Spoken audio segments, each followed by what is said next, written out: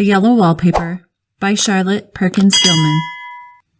It is very seldom that mere ordinary people like John and myself secure ancestral halls for the summer.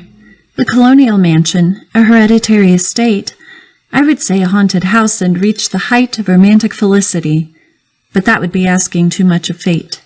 Still, I will proudly declare that there is something queer about it. Else why should it be let so cheaply? And why have stood so long untenanted? John laughs at me, of course, but one expects that in marriage. John is practical in the extreme.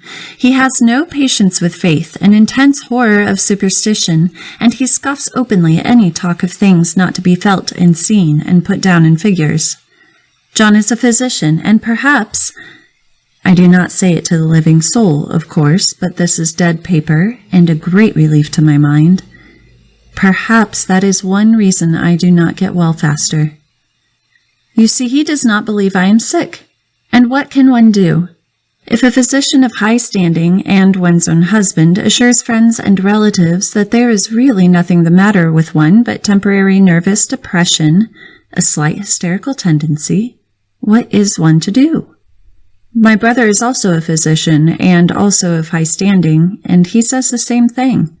So I take phosphates or phosphites, whichever it is, and tonics and journeys and air and exercise, and am absolutely forbidden to work until I am well again. Personally, I disagree with their ideas. Personally, I believe that congenial work with excitement and change would do me good. But what is one to do? I did write for a while in spite of them, but it does exhaust me a good deal, having to be so sly about it, or else meet with heavy opposition. I sometimes fancy that in my condition, if I had less opposition and more society and stimulus, but John says the very worst thing I can do is think about my condition, and I confess it always makes me feel bad. So I will let it alone and talk about the house. The most beautiful place. It is quite alone, standing well back from the road, quite 3 miles from the village. It makes me think of English places that you read about, for there are hedges and walls and gates that lock, and lots of separate little houses for the gardeners and people. There is a delicious garden. I never saw such a garden, large and shady, full of box-bordered paths and lined with long grape-covered arbors and seats under them. There were greenhouses, too, but they are all broken now. There was some legal trouble, I believe, something about the heirs and co-heirs. Anyhow, the place has been empty for years. That spoils my ghostliness, I am afraid, but I don't care. There is something strange about the house. I can feel it. I even said so to John one moonlight evening, but he said what I felt was a draught and shut the window. I get unreasonably angry with John sometimes. I'm sure I never used to be so sensitive. I think it is due to the nervous condition. But John says if I feel so, I shall neglect proper self-control. So I take pains to control myself, before him at least, and that makes me very tired. I don't like our room one bit. I wanted one downstairs that opened on the piazza and had roses all over the window and such pretty old-fashioned chintz hangings, but John would not hear of it. He said there was only one window and not room for 2 beds, and no near room for him if he took another. He is very careful and loving, and hardly lets me stir without special direction. I have a scheduled prescription for each hour in the day.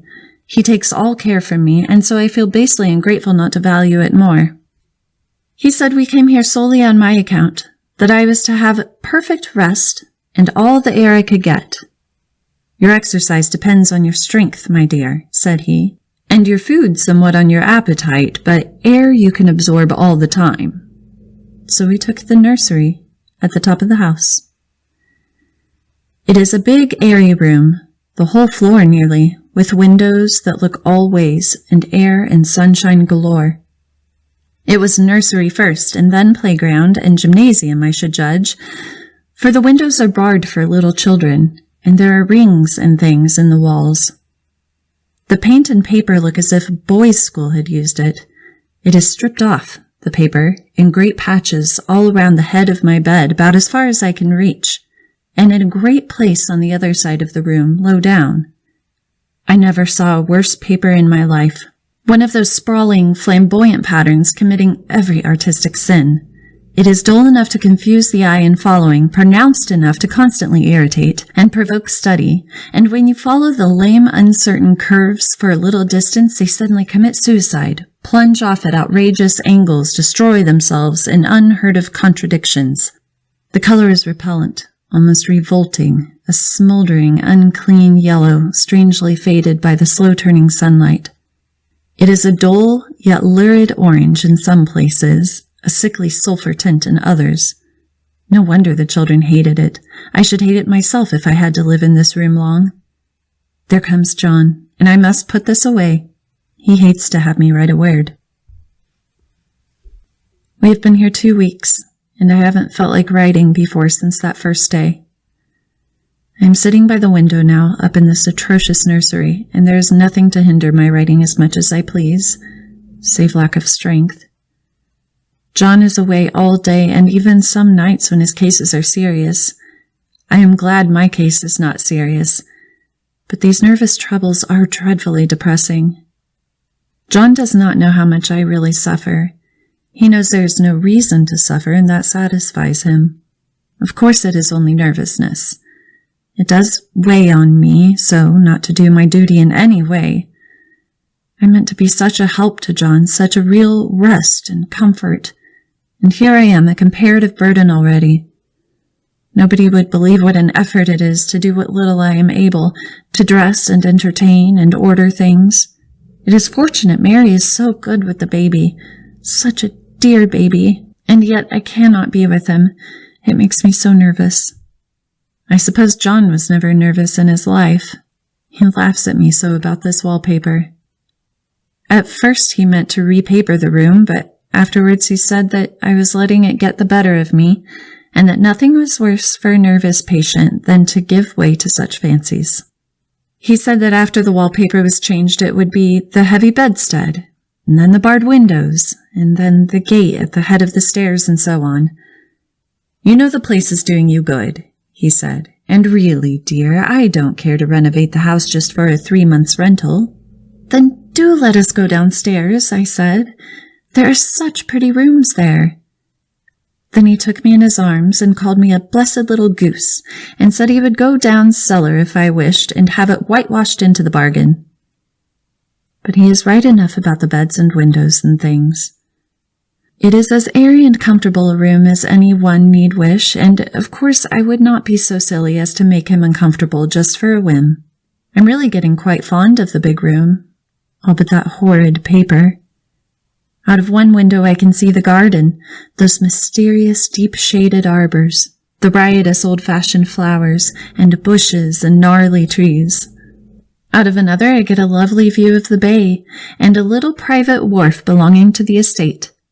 There is a beautiful shaded lane that runs down there from the house. I always fancy I see people walking in these numerous paths and arbors, but John has cautioned me not to give way to fancy in the least. He says that with my imaginative power and habit of story-making, a nervous weakness like mine is sure to lead to all manner of excited fancies, and that I ought to use my will and good sense to check the tendency. So I try. I think sometimes that if I were only well enough to write a little, it would relieve the press of ideas and rest me, but I find I get pretty tired when I try. It is so discouraging not to have any advice and companionship about my work. When I get really well, John says we will ask Cousin Henry and Julia down for a long visit, but he says he would as soon put fireworks in my pillowcase as to let me have those stimulating people about now. I wish I could get well faster, but I must not think about that. This paper looks at me as if it knew what a vicious influence it had. There is a recurrent spot where the pattern lolls like a broken neck, and 2 bulbous eyes stare at you upside down. I get positively angry with the impertinence of it, and the everlastingness. Up and down and sideways they crawl, and those absurd, unblinking eyes are everywhere. There's one place where 2 breadths didn't match, and the eyes go all up and down the line, one a little higher than the other. I never saw so much expression in an inanimate thing before, and we all know how much expression they have. I used to lie awake as a child and get more entertainment and terror out of blank walls and plain furniture than most children could find in a toy store. I remember what a kindly wink the knobs of our big old bureau used to have, and there was one chair that always seemed like a strong friend. I used to feel that if any of the other things looked too fierce, I could always hop into that chair and be safe. The furniture in this room is no worse than inharmonious, however, for we had to bring it all from downstairs. I suppose when this was used as a playroom, they had to take the nursery things out, and no wonder. I never saw such ravages as the children have made here. The wallpaper, as I said before, is torn off in spots, and it sticketh closer than a brother. They must have had perseverance as well as hatred. Then the floor is scratched and gouged and splintered. The plaster itself is dug out here and there, and this great heavy bed, which is all we found in the room, looks as if it had been through the wars. But I don't mind it a bit. Only the paper. There comes John's sister.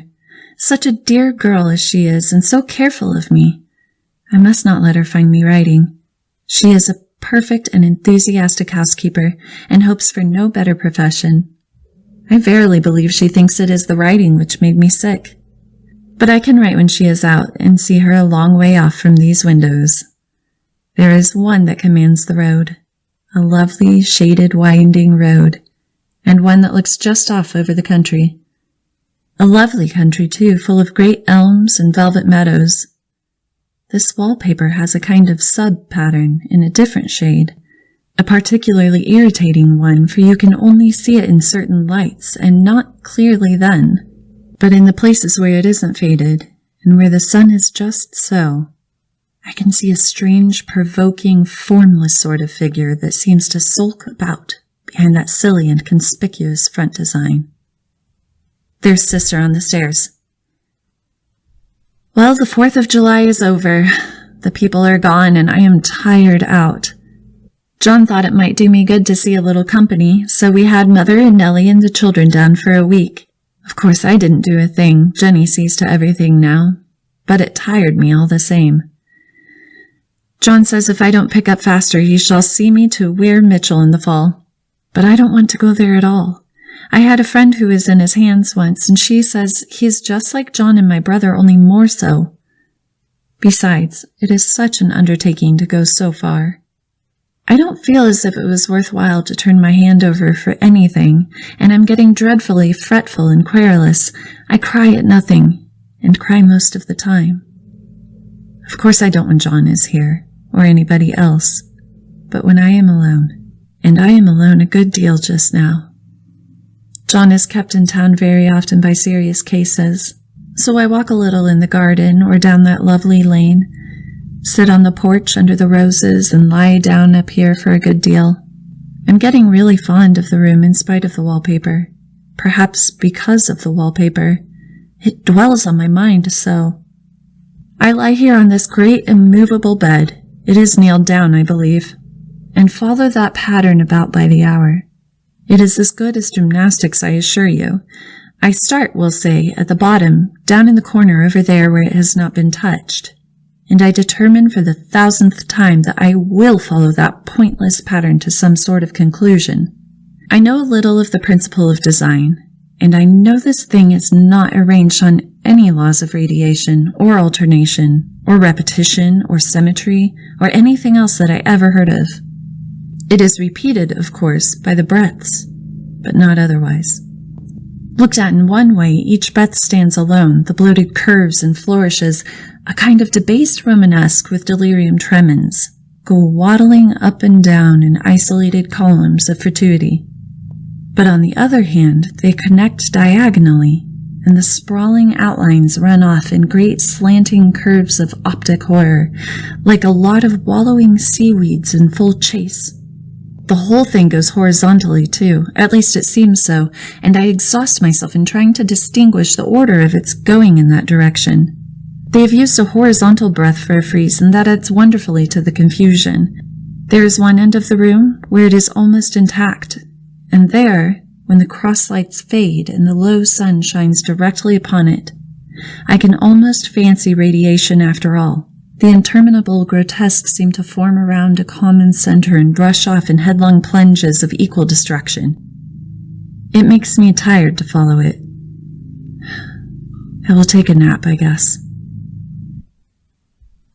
I don't know why I should write this. I don't want to. I don't feel able.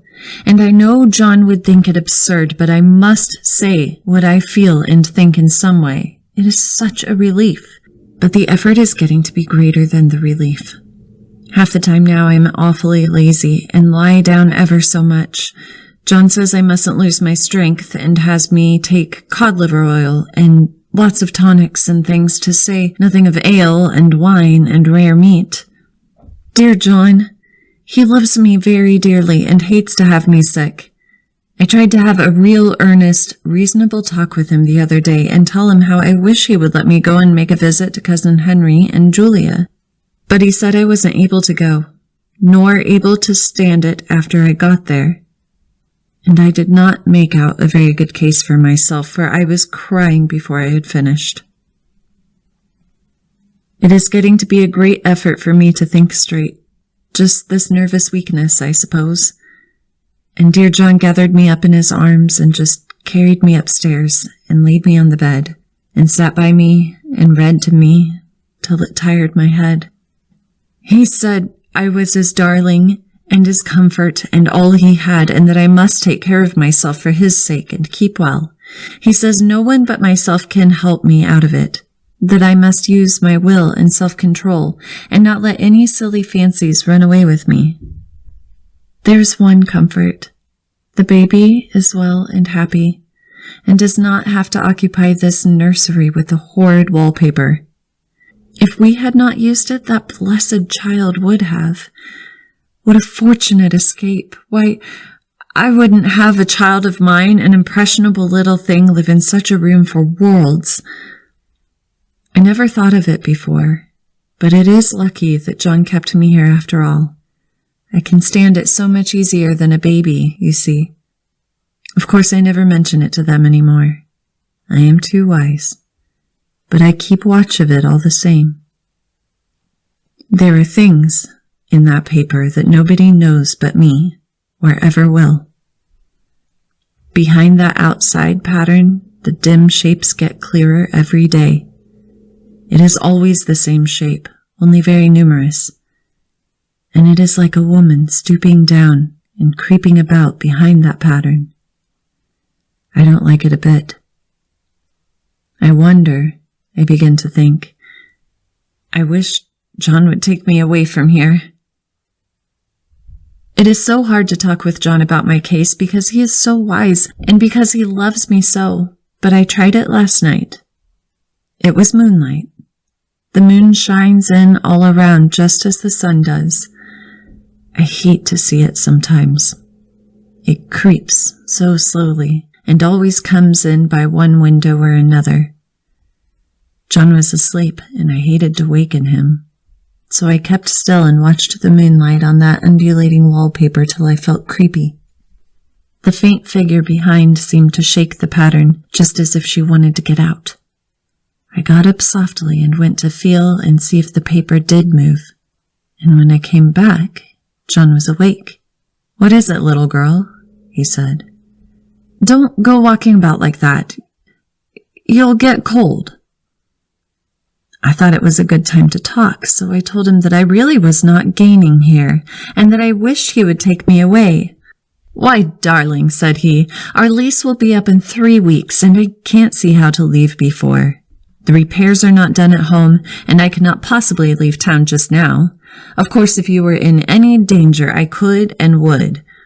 But you really are better, dear, whether you can see it or not. I am a doctor, dear, and I know. You are gaining flesh and color. Your appetite is better. I really feel much easier about you." "I don't weigh a bit more," said I, "nor as much. And my appetite may be better in the evening when you are here, but it is worse in the morning when you are away." "Bless her little heart," said he with a big hug. "She shall be as sick as she pleases. But now let's improve the shining hours by going to sleep, and talk about it in the morning." And you won't go away? I asked gloomily. Why, how can I, dear? It is only 3 weeks more, and then we will take a nice little trip of a few days while Jenny is getting the house ready. Really, dear, you are better. Better in body, perhaps, I began and stopped short, for he sat up straight and looked at me with such a stern, reproachful look that I could not say another word. My darling, said he, I beg of you, for my sake and for our child's sake, as well as for your own, that you will never, for 1 instant, let that idea enter your mind. There is nothing so dangerous, so fascinating to a temperament like yours. It is a false and foolish fancy. Can you not trust me as a physician when I tell you so? So of course I said no more on that score, and we went to sleep before long. He thought I was asleep first, but I wasn't. I lay there for hours trying to decide whether that front pattern and the back pattern really did move together or separately. On a pattern like this, by daylight, there is a lack of sequence, a defiance of law, that is a constant irritant to a normal mind. The color is hideous enough and unreliable enough and infuriating enough, but the pattern is torturing. You think you have it mastered, but just as you get well underway in following, it turns a back somersault and there you are. It slaps you in the face, knocks you down, and tramples upon you. It is like a bad dream. The outside pattern is a florid arabesque, reminding one of a fungus. If you can imagine a toadstool in joints, an interminable string of toadstools, budding and sprouting in endless convolutions, why, it is something like it. That is sometimes. There is one marked peculiarity about this paper, a thing nobody seems to notice but myself, and that is that it changes as the light changes. When the sun shoots in through the east window, I always watch for the first long straight ray. It changes so quickly that I never can quite believe it. That is why I watch it always. By moonlight, the moon shines in all night when there is a moon, I wouldn't know it was the same paper. At night, in any kind of light, in twilight, candlelight, lamplight, and worst of all, by moonlight, it becomes bars. The outside pattern, I mean, and the woman behind it is as plain as can be. I didn't realize for a long time what the thing was that showed behind that dim sub-pattern, but now I am quite sure it is a woman. By daylight, she is subdued, quiet. I fancy it is the pattern that keeps her so still. It is so puzzling. It keeps me quiet by the hour. I lie down ever so much now. John says it is good for me, and to sleep all I can. Indeed, he started the habit by making me lie down for an hour after each meal. It is a very bad habit, I am convinced, for you see, I don't sleep. And that cultivates deceit, for I don't tell them I'm awake. Oh, no. The fact is, I am getting a little afraid of John. He seems very queer sometimes. And even Jenny has an inexplicable look. It strikes me occasionally, just as a scientific hypothesis, that perhaps it is the paper. I have watched John when he did not know I was looking, and come into the room suddenly on the most innocent excuses, and I've caught him several times looking at the paper. And Jenny, too. I caught Jenny with her hand on it once. She didn't know I was in the room, and when I asked her in a very quiet voice, with the most restrained manner possible, what she was doing with the paper, she turned around as if she had been caught stealing, and looked quite angry, asked me why I should frighten her so. Then she said that the paper stained everything it touched, that she had found yellow smooches on all my clothes and John's, and she wished we would be more careful. Did not that sound innocent? But I know she was studying that pattern, and I am determined that nobody shall find it out but myself. Life is very much more exciting than it used to be. You see, I have something more to expect, to look forward to watch. I really do eat better and am more quiet than I was. John is so pleased to see me improve. He laughed a little the other day and said I seemed to be flourishing in spite of my wallpaper. I turned it off with a laugh. I had no intention of telling him it was because of the wallpaper. He would make fun of me. He might even want to take me away. I don't want to leave now until I have found it out. There is a week more, and I think that will be enough. I am feeling ever so much better. I don't sleep much at night, for it is so interesting to watch developments, but I sleep a good deal in the daytime. In the daytime it is tiresome and perplexing. There are always new shoots on the fungus, and new shades of yellow all over it. I cannot keep count of them, though I have tried conscientiously. It is the strangest yellow, that wallpaper. It makes me think of all the yellow things I ever saw, not beautiful ones like buttercups, but old, foul, bad yellow things. But there is something else about that paper. The smell. I noticed the moment we came into the room, but with so much air and sun it was not bad. Now we have had a week of fog and rain, and whether the windows are open or not, the smell is here. It creeps all over the house.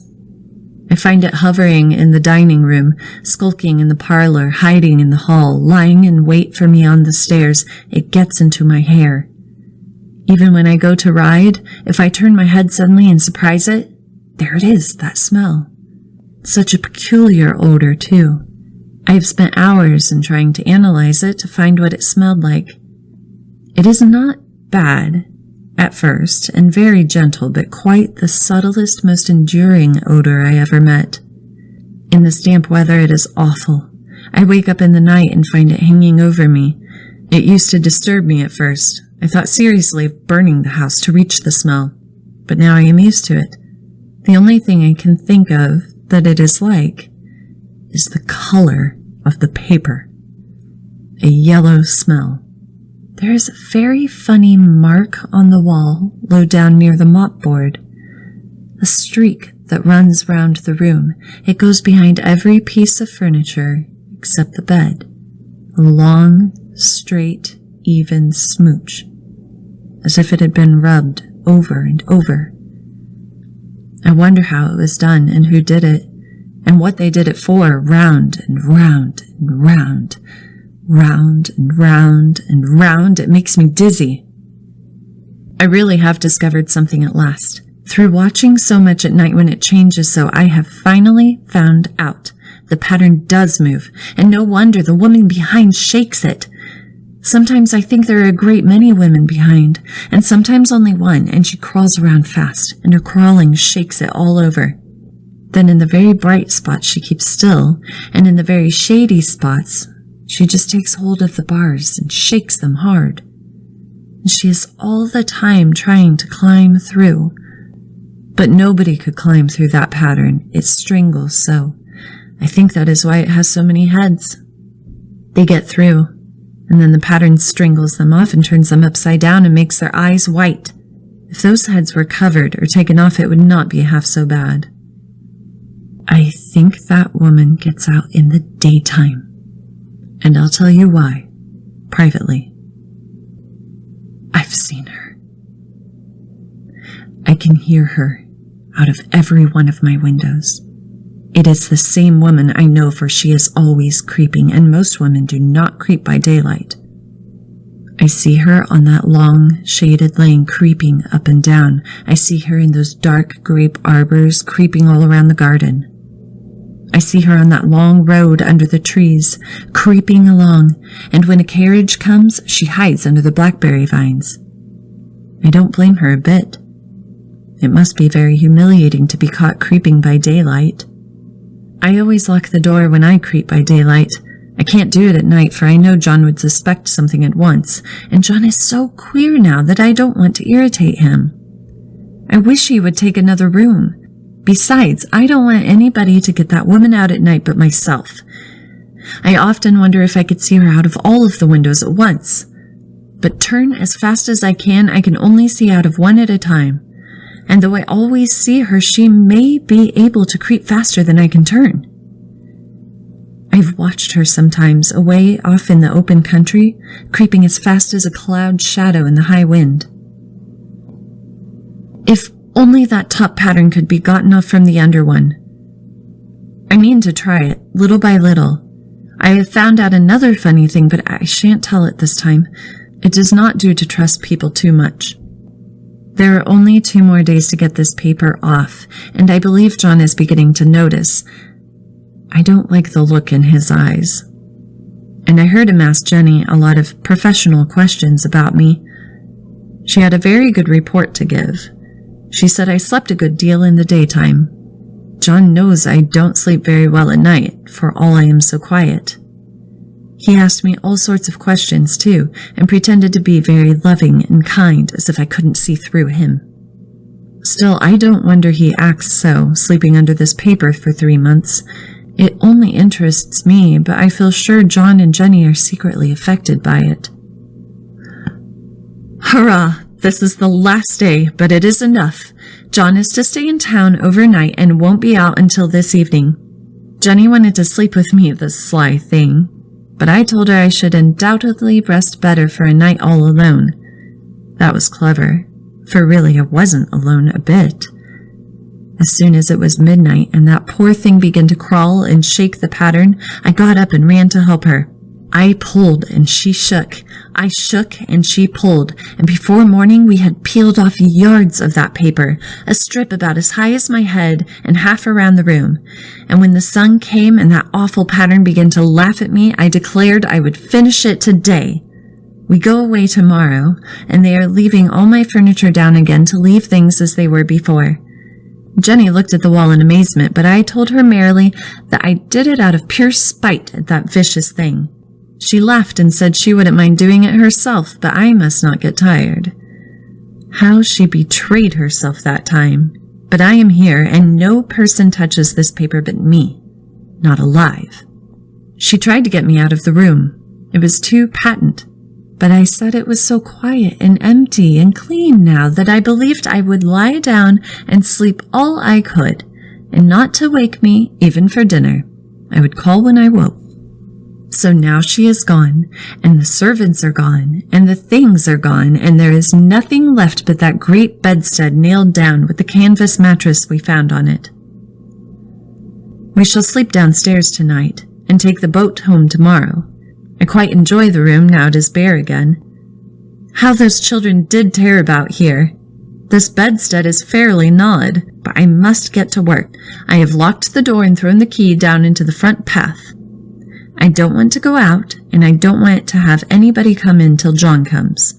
I want to astonish him. I've got a rope up here that even Jenny did not find. If that woman does get it and tries to get away, I can tie her. But I forgot I could not reach far without anything to stand on. This bed will not move. I tried to lift and push it until it was lame, and then I got so angry I bit off a little piece at one corner, but it hurt my teeth. Then I peeled off all the paper I could reach standing on the floor. It sticks horribly, and the pattern just enjoys it. All those strangled heads and bulbous eyes and waddling fungus growths just shriek with derision. I am getting angry enough to do something desperate. To jump out the window would be admirable exercise, but the bars are too strong even to try. Besides, I won't do it. Of course not. I know well enough that a step like that is improper and might be misconstrued. I don't like to look out the windows even.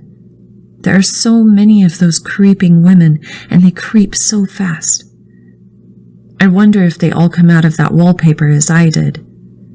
But I am securely fastened now by my well-hidden rope. You don't get me out in the road there. I suppose I shall have to get back behind the pattern when it comes night, and that is hard. It is so pleasant to be out in this great room and creep around as I please. I don't want to go outside. I won't, even if Jenny asks me to. For outside you have to creep on the ground and everything is green instead of yellow. But here I can creep smoothly on the floor, and my shoulder just fits in that long smooch around the wall, so I cannot lose my way. Why, there's John at the door. It is no use, young man, you can't open it. How he does call and pound. Now he's crying for an axe. It would be a shame to break down that beautiful door. John, dear, I said in the gentlest voice, the key is down by the front steps under a plantain leaf. That silenced him for a few moments. Then he said, very quietly indeed, open the door, my darling. I can't, said I. The key is down by the front door under a plantain leaf. And then I said it again, several times, very gently and slowly, and said it so often that he had to go and see. And he got it, of course, and came in, and stopped short by the door. "What is the matter?" he cried. "For God's sake, what are you doing?" I kept on creeping just the same, but I looked over him at my shoulder. "I've got out at last," said I, "in spite of you and Jane. And I've pulled off most of the paper, so you can't pull me back." Now why should that man have fainted? But he did, and right across my path by the wall, so that I had to creep over him every time. End of The Yellow Wallpaper by Charlotte Perkins Gilman.